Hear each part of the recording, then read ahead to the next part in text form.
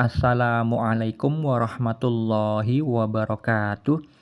Alhamdulillahirabbil alamin. Allahumma shalli ala sayyidina Muhammad wa ala ali sayyidina Muhammad. Saya bagikan kisah nyata seorang wali mastur di akhir zaman ini yang ditugaskan oleh Allah membagikan rahmat dari Allah kepada orang-orang yang dikehendaki kebaikannya oleh Allah, yaitu orang-orang yang bekerja di sebuah kampus.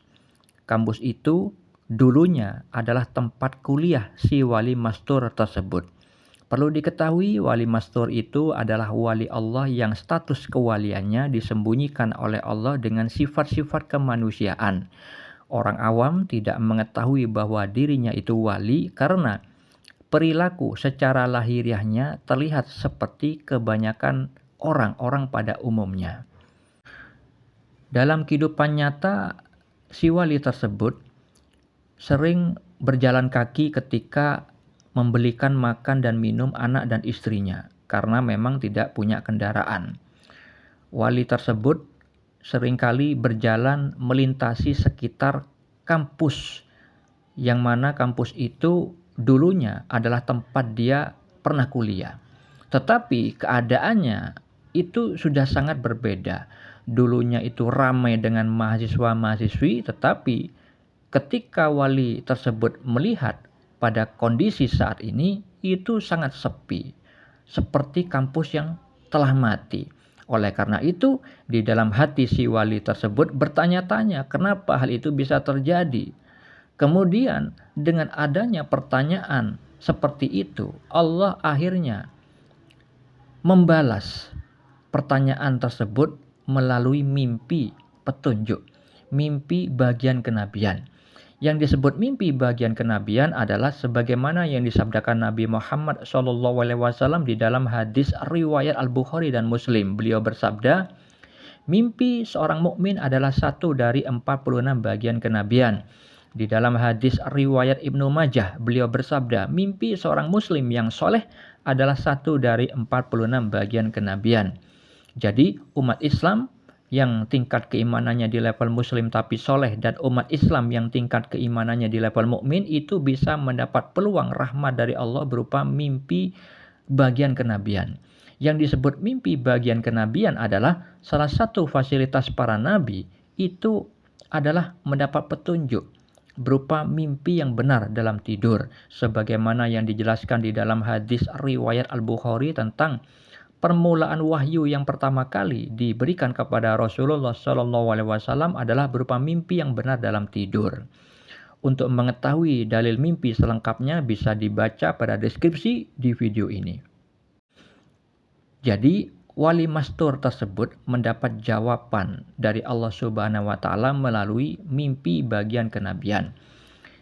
Visual mimpinya adalah wali mastur tersebut diperlihatkan beberapa orang di dalam sebuah ruangan dan sebagian ada di luar ruangan.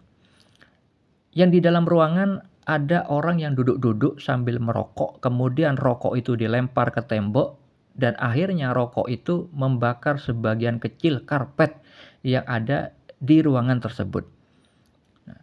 Yang kedua, ada orang berdiri mondar-mandir seperti orang yang kebingungan dan dia juga merokok.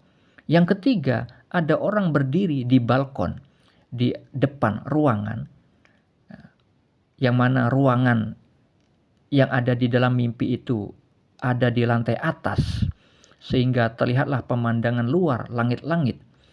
Orang tersebut berdiri di balkon, sedang merokok juga, dan memandang kepada langit-langit.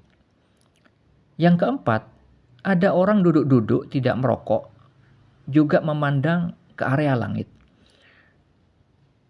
Kemudian ganti visualnya, bahwa wali tersebut duduk di area belakang kampus di mana dulu dia pernah kuliah di sana, duduk bersama anak kecil di sebelah kanannya, dan ada juga seorang perempuan yang datang, badannya tinggi, wajahnya cantik, tapi wajahnya itu berdebu, terlihat kusam.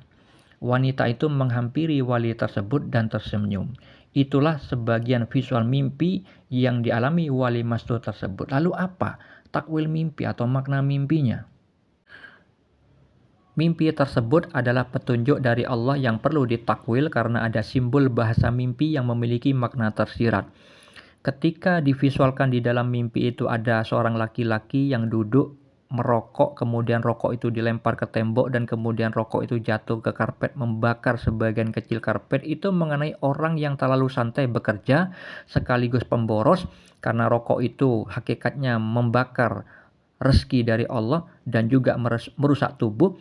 Sekaligus orang itu adalah orang yang tidak bertanggung jawab ketika melakukan pekerjaan, diwakili dengan simbol rokok itu dilemparkan ke tembok, kemudian membakar sebagian kecil dari karpet. Dia tidak memungut rokok tersebut. Yang kedua, simbol laki-laki berdiri mondar-mandir kebingungan dan juga merokok. Itu adalah orang yang pemboros juga. Sekaligus dia itu terlalu berambisi di dalam mengejar keduniawian. Yang ketiga, ada orang yang berdiri di balkon di luar ruangan menghadap langit-langit. Itu juga merokok. Itu simbol yang memiliki makna tersirat tentang orang yang pemboros juga. Dan sekaligus dia itu panjang angan-angan. Perlu diketahui sifat boros itu adalah dilarang di dalam syariat Allah. Allah berfirman di dalam surat Al-Isra ayat 27 yang bunyi firman-Nya adalah, dan janganlah kamu menghambur-hamburkan hartamu secara boros. Sesungguhnya orang-orang yang pemboros itu adalah saudara setan dan setan itu sangat ingkar kepada Tuhannya. Dan panjang angan-angan itu juga dilarang di dalam syariat Islam. Allah berfirman di dalam surat Al-Hadid ayat 16 yang bunyi firman-Nya adalah, janganlah kalian seperti orang-orang yang telah diberikan kitab, ahlul kitab sebelumnya. Panjang angan-angan mereka sehingga rusak hati mereka dan kebanyakan mereka adalah orang-orang yang fasik. Orang fasik adalah orang yang melakukan pelanggaran. Jadi panjang angan-angan itu dilarang karena akan membuat lupa akhirat. Sebagaimana yang dikatakan Ali bin Abi Thalib radhiyallahu an, beliau berkata, perkara yang paling aku takutkan adalah mengikuti hawa nafsu dan panjang angan-angan. Adapun mengikuti hawa nafsu, ia akan memalingkan dari kebenaran. Adapun panjang angan-angan, ia akan membuat lupa akan akhirat. Simbol yang lain, ada orang duduk, tidak merokok, dan menghadap ke langit. Pandangannya kosong. Itu adalah simbol yang memiliki makna tersirat tentang orang yang bukan pemboros, tetapi dia itu punya perilaku panjang angan-angan. Jadi terlalu berambisi, memikirkan masa depan tentang keduniawian. Itu juga terlarang. Jadi sudah saya jelaskan tadi tentang panjang angan-angan. Dan ketika di dalam mimpi itu divisualkan wali itu duduk dengan anak kecil itu simbol yang memiliki makna tersirat tentang rahmat Allah, pertolongan dari Allah yang diamanahkan kepada wali tersebut untuk dibagikan rahmatnya kepada orang-orang yang bekerja di dalam kampus tempat si wali itu dulu pernah kuliah. Sedangkan simbol wanita yang badannya tinggi itu mengenai kadar rezeki yang diberikan oleh Allah kepada orang-orang yang bekerja di kampus tersebut. Sedangkan wajah cantik berdebu itu simbol yang memiliki makna tersirat tentang berkah dari Allah. Tetapi karena wajah itu kusam, berdebu, maka itu artinya berkah dari Allah yang diberikan kepada orang-orang yang bekerja di dalam kampus itu kurang sempurna. Karena itu tadi, orang-orang yang bekerja di sana banyak melakukan kemaksiatan, banyak melakukan dosa.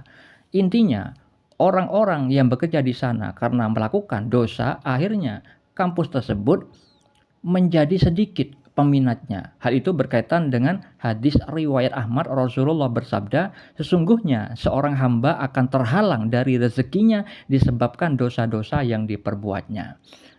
Itulah takwil mimpi yang dialami wali mastur tersebut. Semoga bermanfaat. Assalamualaikum warahmatullahi wabarakatuh.